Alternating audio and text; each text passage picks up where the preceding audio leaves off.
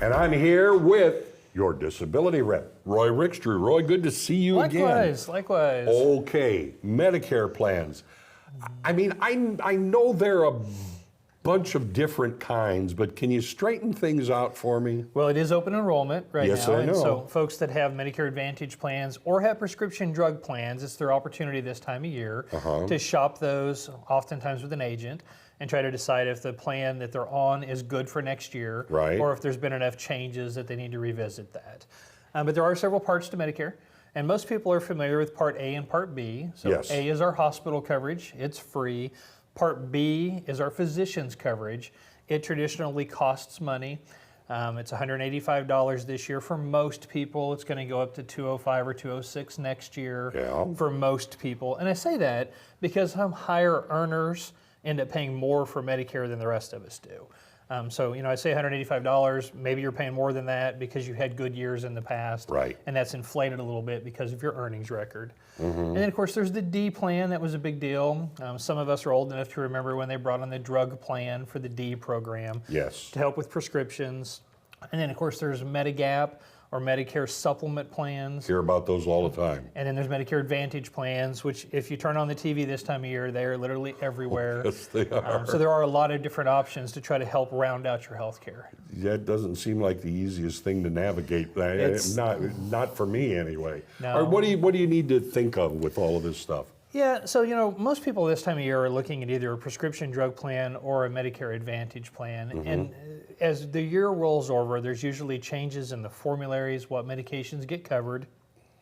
And then, of course, there's also a change in the doctors that contract with the plan. So maybe you've been on a plan, it worked great for you last year, doesn't mean it will this year. Your doctor may have stepped away from that plan. All right, let me ask, can you almost guarantee there will be changes? Oh, there are definitely changes. Okay, there it is. Every All year. right. And what's really frustrating this time of year is that people will find themselves on medication that have been covered really well this year.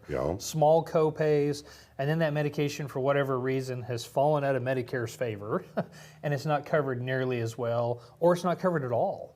It's not unusual to see people have significant increases in prescription drug prices because of the fact that these formularies have changed. Now, Medicare requires the provider to cover a drug in each classification for things. So there's whatever condition, there's a drug that Medicare will like to treat that condition. It may just not be the one you're on. So in order to have it covered, you may have to change what you're doing. You may, or if you talk to an agent that can look these things up, can dig into it for you. Oftentimes they give people a hit list and say, look, these are medications that Medicare likes. You need to talk to your doctor and see if any of these are suitable for you. So sometimes it's a change in prescriptions is the key to that equation. Now what I get, I mean, I know there are places that you can go, you know, to look and find out all of this information, but that's a lot of stuff to go through. Well, it is, and you know, you can go to Medicare.gov. I mean, that's the government's answer to try to shop these things. The problem is there's a lot of nuances that people don't understand from just looking at Medicare.gov. So maybe you're on an infusion, for example. Well, if your infusion is done in an infusion clinic, it may be covered under your Medicare Part B physician's coverage, as opposed to your drug plan.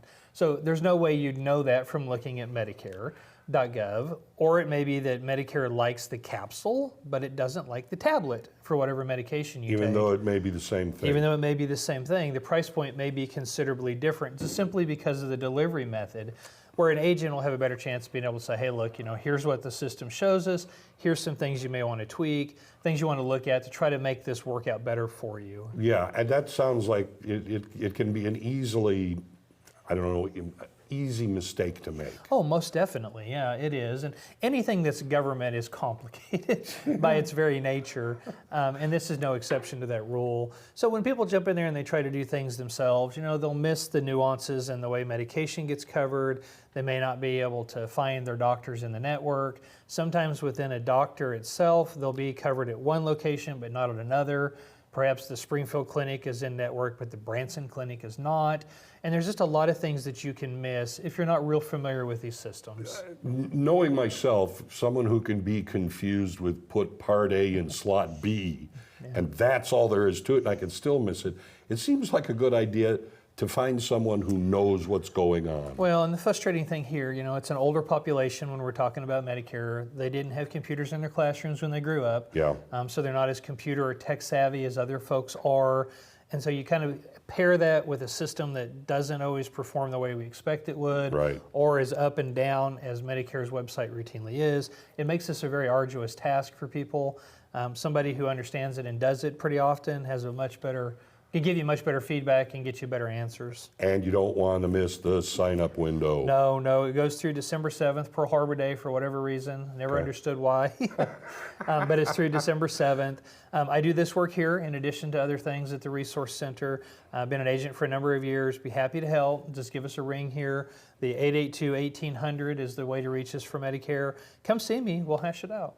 Yeah, you answer your own phone too. I do, yeah, Absolutely. as often as I can. Roy, always good to see you. Likewise, Tom. So, you see the differences, you see the recommendations, give them a call here.